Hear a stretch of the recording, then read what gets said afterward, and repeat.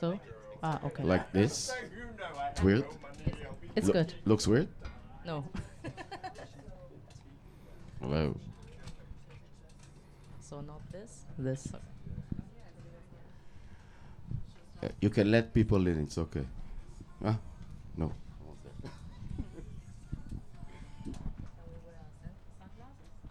I am. Yeah. Yeah. I do.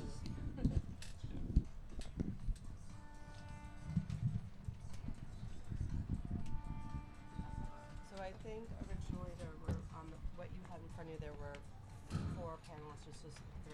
So we'll make sure I ask the right questions for you, but we'll just As you can see, I remember I'll call on Friday, so I'll do my best.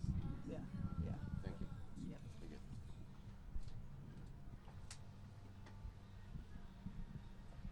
I'm gonna stand up. No, no. Oh, You have okay. a chair? Okay. You want to sit down? I'll find another. Oh. How about I stand and then you sit? I don't know, because I'm gonna be like Oprah Winfrey. Oh, you're fine. Yeah. Yeah, no, that's better. Sorry, I didn't know that. We could probably push a little bit that. Everybody together. We have to change everything.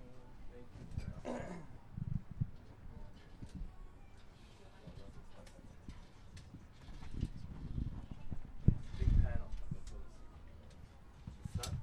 No, it's terrible. We should all move a little bit farther away from the sun. The other side.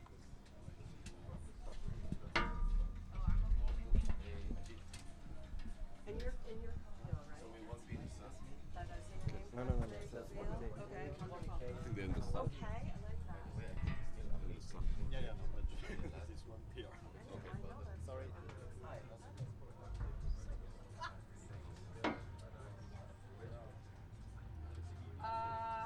You know what? We ended up just drinking in the streets. We talked about that, so that's where we're gonna go.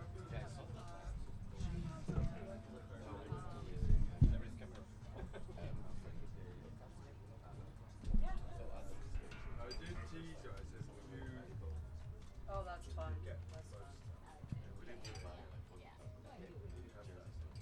So the night before that, I went to a late night for NBCU. Yeah, it was fun. And then my friends back home, so the influencers, they're right, you're doing this, you're taking, you're like, hey, yes. Well, there I am in the back, like talking to someone, and everyone's like, you got on her feet. It's one of those Bravo celebrity people that I don't even know, right? I'm like, oh, okay. And they're like, oh my God, Andrea. And I'm like, oh, I'm so famous now.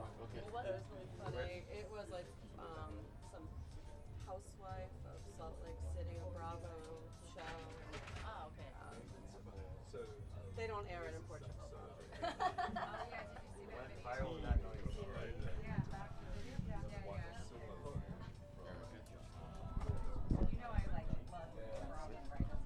Hello. And I'm like, all right. Hello.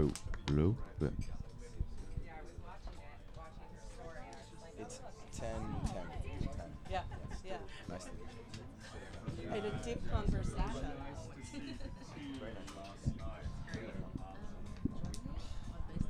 Hello, hello. Okay, good. Yeah. 1, 2. Very good. You good?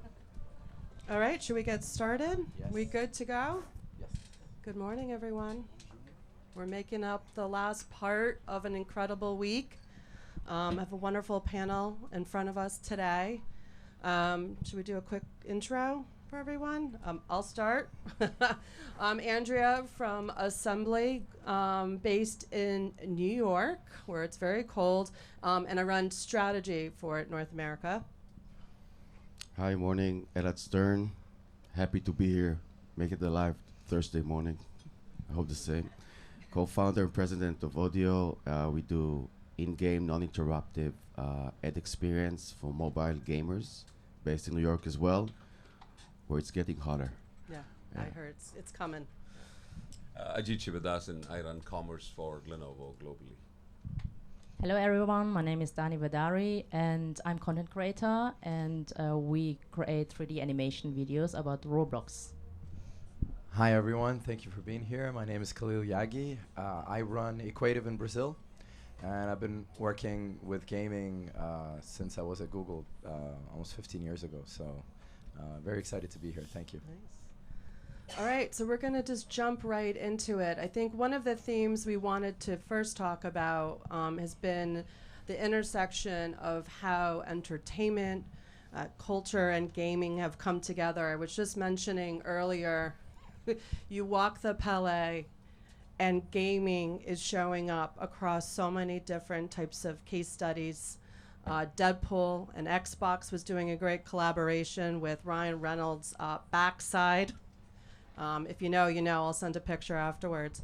But we think about how the confluence of all of this coming together. Kay, I'll start with you. When we were talking last week, we were discussing how gaming has become like the big icebreaker in conversations now, right? Everyone's a gamer, and you can really start to break down and have interesting conversations. As you think about, as marketers, where you start to show up outside of gaming-specific environments, film, entertainment, can you talk a little bit as a marketer and how those two come together? That's a great question. So, I mean, the first thing is I remember when brands didn't want to have anything to do with games. You know, brands would just like, no, these games and stuff like that, it's mostly kids in their basement. We don't want to talk to those. They're not our consumers. Now the gaming industry is almost 3x the box office industry. And it is 8x, I think, the music industry. So gaming no longer is, under 18, preteen in their basement. You know, it's come full circle. And I think if you look at recently, a lot of movies have come out of video games. So you've got the Minecraft movie, and you've got the Sonic movies, and the Assassin's Creed movies. And I think that speaks to how universal gaming has become. Over 2 billion people, I believe, in the world are gamers in some way or another, you know, casual, hardcore, etc. So definitely I see the value of people spending hours and hours every day playing video games, having fun in a relaxed way, hopefully, unless they're losing, you know. And that is a great opportunity, you know, for brands to talk to them, and a great moment, and to give them a native experience within that. Yeah, I love that. And Ajit, we were talking about, because we're talking about 2 billion gamers, this monolith, you really need to unpack the gaming community and dig deeper to understand those sort of micro communities and what brings them together. When you think about Lenovo, Lead Gen, all the incredible hardware that you've been creating, how do you think about breaking down those gamers to create connections beyond just gaming specifically? So yeah, I think this is why I think gaming is becoming much more interesting for advertisers, because I think we are creating intersections that are meaningful for brands.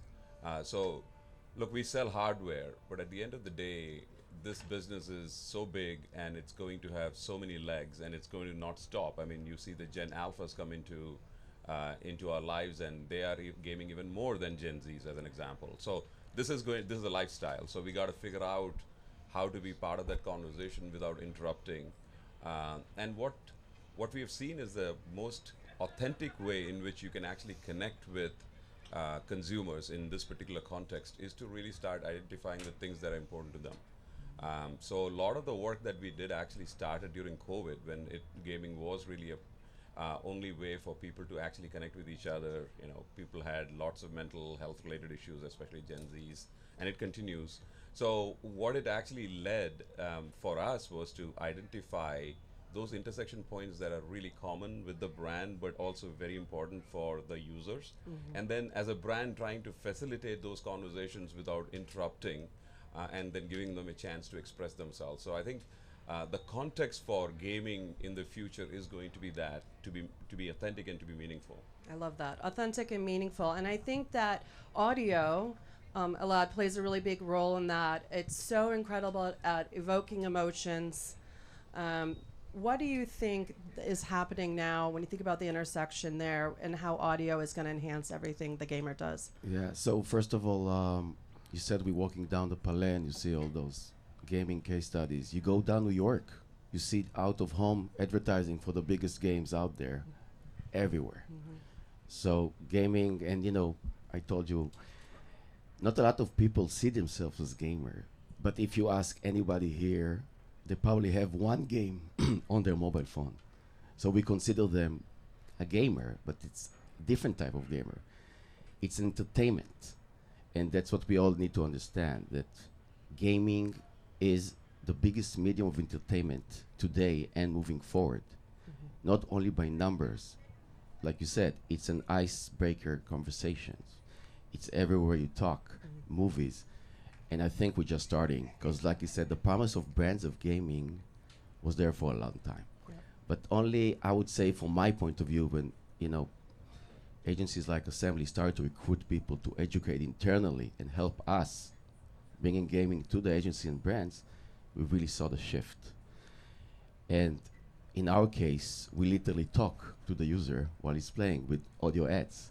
So you said the authentic experience, emotion of the user while he's playing, the ads is not interruptive. Literally, the brand has an opportunity to communicate respectively with the user while he's playing. Yeah. So I believe gaming, we're just starting. Yeah. It's beautiful, and audio is such a personal connection, so that really helps enhance it. Danny, I'm dying to ask you, again, you're an incredible creator. I saw some of your work. I love the quirkiness. I love the creativity it brings out. So bravo to you. Thank you. My kids would be really jealous right now, by the way. But again, you think about, from your perspective, gaming intersecting with the broader entertainment culture. Are there certain collaborations or brand moves that stand out as especially smart for you as a creator? Yes, gaming has long become a major part of today's entertainment culture. So I no longer see gaming as a genre, but as a medium, what you already said. And just like music or film, and for Gen Z and Gen Alpha, gaming is often the first point of contact with storytelling, identity, and community. And the best example is Roblox for this. Roblox has evolved into a true ecosystem. It's no longer just about playing, it's about building, learning, and feeling. And you feel because you're moving through worlds with your avatar where you can help others co-create and become part of a story. So you're not just a gamer, you're actively involved. And when it comes to brand collaborations, I find it especially exciting when brands don't just advertise, but truly become part of the world that young people love. So for example, when a fashion brand doesn't just sell outfits on Roblox, but creates an experience with story, music, and community elements, that's when true relevance is created. So the best example is Adidas. So Adidas didn't just place a product, they collaborated with a Roblox creator. He called Munib Parvas, so the developer of Catalog Creator Avatar, and one of the biggest fashion games on the platform. Their players can try on outfits for free, test animations, and customize their avatars. So every Roblox player knows that animation, so it calls emotes on Roblox, is very important. So it's a part of their identity for their avatar. And so you can swim and walking and run and jumping, so you can choose how they should work. So yeah. Adidas launched the first community-inspired animation pack on Roblox, created together with the Roblox community and not released by Roblox itself. So over 2 million users voted for their favorite animations, and the winners were integrated into the game. So the pack includes custom avatar movements, so walking, running, and more. And here's what special is. So it became the first best-selling item on Roblox marketplace, even though it's not a clothing item. So that shows how well Adidas understands how Roblox works. So that co-creation and true community insights are more powerful than traditional advertising. Yeah. I love that. That's great. And I think, again, it's about self-expression. And so building those authentic connections, it's understanding what's going to make them stand out, and being unexpected with the collaborations that happen as well. So, Ajit, for Lenovo, when you think about the creator space, what's been your approach? I've been thinking about those unexpected collaborations with creators. Where's the path that Lenovo's headed in this space? So we work with a lot of micro influencers that touch on things that are relevant to our audience, relevant to the brand.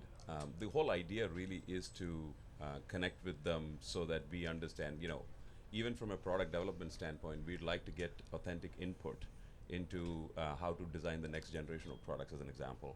So the entire struggle is to really try and figure out how to assemble a set of activities that can engage them and bring out their passion about both what they want to do, which is create, but also how do they interact with our products and how do we use that in a more positive way to drive product design, as an example. But like I said, a lot of these folks who are, and I'm speaking on your behalf, I'm neither a gamer nor a creator, so so I have to tell you what I learned from research based on what we see in our communities. But what we've seen is that the conversations that happen between the community members back and forth and how they interact with the brand, I think that's the essence of how we want to collect feedback about whatever it is that is important.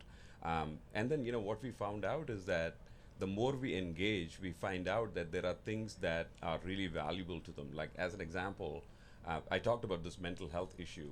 That gave way to creating a digital avatar. So this is very, very powerful, powerful story. So some of the Gen Zs and others who have issues, identity issues, and not being able to talk to their family directly.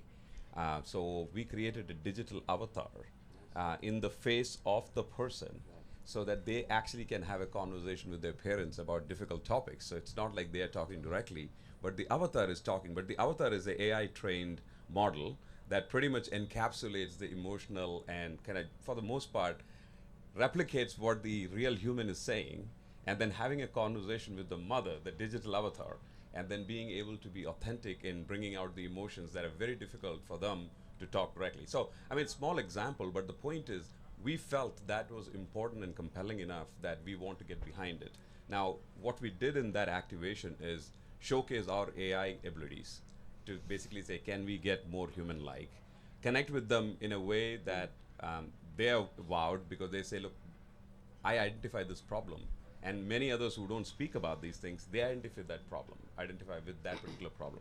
So as you continue to kind of drive those motions, I think you build authenticity.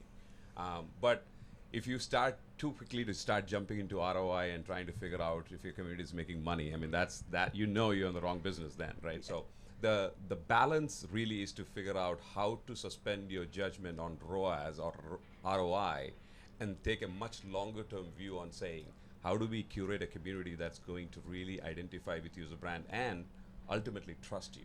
Yeah, that's beautiful. And there have been so many examples. Purpose has come up a lot as a key theme this year at Cannes. There were a lot of awards around mental health and awareness, and the fact that you can use gaming in that example is beautiful in terms of being able to create awareness and help be an ally. When you're an ally to the community, and that's how you get irrational brand love, and that'll drive revenue downstream. Khalil, we talked, a lot of times gaming is happening multi-platform. It's on your phone, you're streaming it. There's so many different platforms. What do we need to think about, kind of riffing off of what Jeet was just saying, in terms of measurement? And what should brands be thinking about? Because again, it's about reach and resonance, but at the end of the day, we certainly do need to show ROI to clients. Definitely. I think it comes down to what part of the marketing funnel do you think gaming should be in? If you think gaming should be in the bottom as a performance channel, I think it might be a little bit difficult, you know.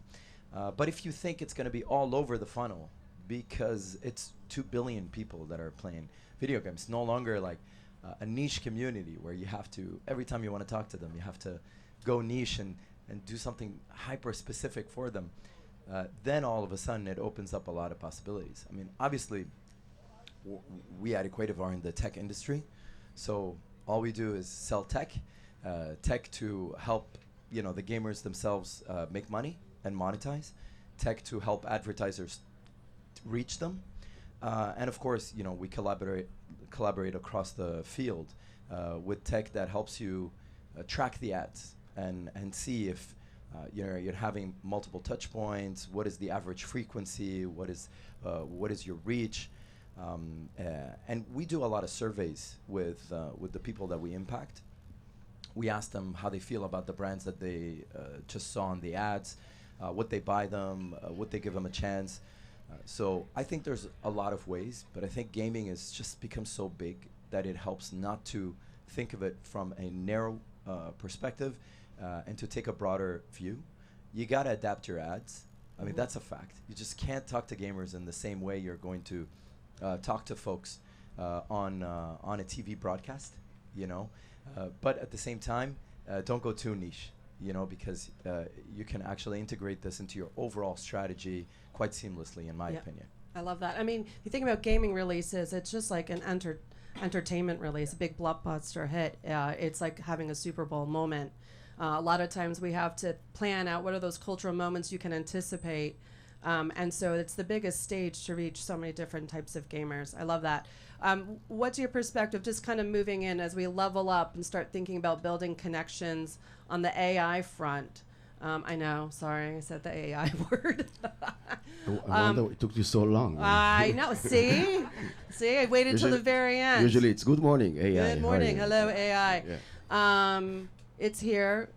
It can unlock more creativity. It can make the user experience better, predictive. What are your thoughts around that? Yeah, and I'd love to hear also from everyone. I think the cool thing is that everyone here has a different perspective on it. As a creator, I'm sure you would say, you know, is this going to help me make more content, you know, better, easier, and more?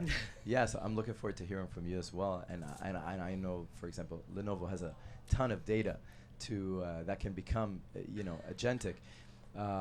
In my opinion, I think AI right now, it's going to make everyone into an influencer and everyone into a creator.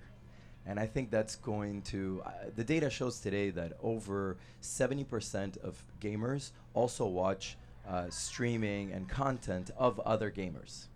So, but right now it's quite centralized. You know, you have the big gamers that get most of the views. And I think that's going to open up. A lot more people are going to be able to create content.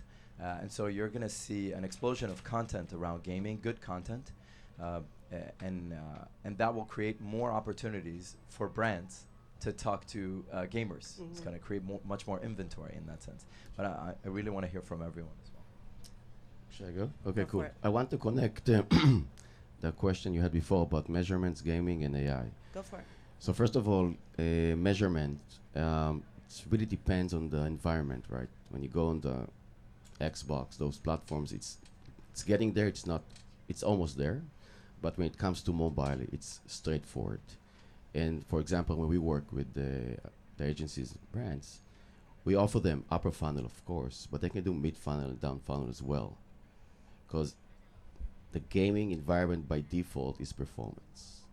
Before brands entered the space, and there are now, it was controlled by other gamers, because they were like literally, it's weird, but think about it. You have a game and his competitor advertised with this game. So it was performance-based. Brands entering now, and they can really play with those three funnels when they build the strategy. So this one thing I think, and now moving forward to AI. So we work closely with a lot of mobile game developers. I can say here, their job is changing dramatically when it's come to creation, operation, everything around the creation of the game changes. They can now create more assets faster, more variation, easier. It's not an easy change, but they all implement, because a lot of it, I'm talking about the mobile, let's say, not the biggest one, but let's say the mid ones, still big companies. They can create so many variation based on the user who's playing the game. And AI will allow it. In our case also, all of our product map, when it comes to the advertising experience now, is more about who really is the user, but what really potentially is it emotion. So real-time events about the user just won the level. The user just lost, game over. The user just, for example, had an accident with a race car. Okay. So we literally implementing in our product and will allow brands to have real-time emotion events.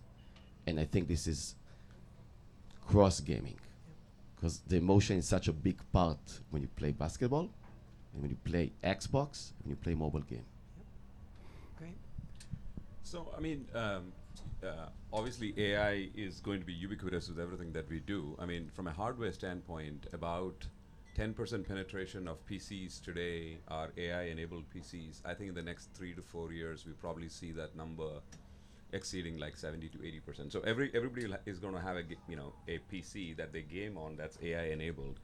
So as a brand, for us, the challenge was if it is going to be Microsoft's Copilot that's going to drive, as an example, the AI layer on a machine, what is the relevance for us in that context? So when we started launching our AI PCs, especially gaming and creator, we started thinking about a software orchestration layer that really is tuned to a gamer, as an example. So what does that mean? So we have instrumentation data of how the person actually uses the machine. So if we know how the machine is being used in terms of what games they're playing, what is the intensity, what do they need more video, more graphics, whatever it is, we have the ability to understand that. We can monitor the patterns. And so we created this thing called a gaming zone. That's an overlay from an AI standpoint that allows the user to then have a much better experience. Now, obviously, as we have started, it's all very primitive and very preliminary, because I think everybody's trying to feel their way through what is relevant. But my sense is that when we get to scale, now you can imagine the signals that we would get from, 100 million people who are using the devices, and then how do we try to use that to then overclock their machines or give them a software layer downloads that makes their gaming to be more effective. So the possibilities are actually infinite in being able to manage user experience as it comes to things like gaming or creator or whatever it is that you're trying to do.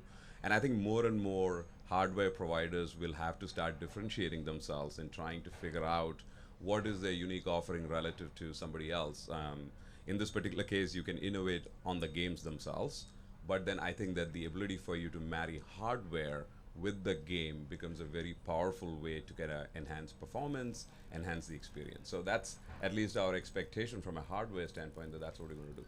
I already mentioned about this digital avatar. I think we will continue to look at opportunities where we can bring the power of AI to unlock things that are important for our audiences, whether that's the activation, whether that's the engagement platform, whether that's enabling our influencers to have more tools so that they can actually scale content in a more meaningful way that actually identifies with the brand. So I think the problem is I just don't know all of the things we can do, but there is a lot we can do. And I think that everybody's trying to figure out what is the most meaningful and non-intrusive way of connecting with audiences that want authenticity. Yeah, that's so true, because not all sizes, it's not one size fits all. Danny, I'm just going to end with you, and I want to come back to something you talked about earlier, and this is where AI can be helpful, because you need to understand that content preferences, behavioral preferences, attitudinal preferences are very different. I find it fascinating with this younger generation that's coming up. They're about building communities, not always blasting them. And you mentioned Roblox, and it's an incredible, but it's a very different mindset, right? Building a community, creating these avatars. And so I think just if we can end a little bit of inspiration on your end about what does it mean to level up connection with this generation, knowing that they behave and their mindset is very different from those a little bit older than them? So yeah, I think a collaboration truly works when it doesn't feel like a collaboration. So because Roblox gamers, I would say gamers now, love to create. So the audience, especially Gen Z and Gen Alpha, immediately sense whether something is authentic or just a forced placement. And for me, the best one is when you collaborate with brands, when you have creative freedom. So when they brands also comes a part of my world, and if I how can I say? So if I can show how a product originally fits into my story or aesthetic, so that's when a feel resonance happens. And the community doesn't want ads, so they want emotion, creativity, and meaning. And that only works when the brand sees a creator not just as reach, but as a creative partner. So yeah. Yeah, I love that. One of the big things is emotion is what fuels action. And we have to remember that. It's great that we have data and we have AI to make smarter decisions. But to your point, it is about emotion. And that is what matters at the end of the day. All right. Well, thank you very much. Appreciate it. That was really great. Thank you. Thank you for having us. Great moderating. Thank you, everyone, for being here.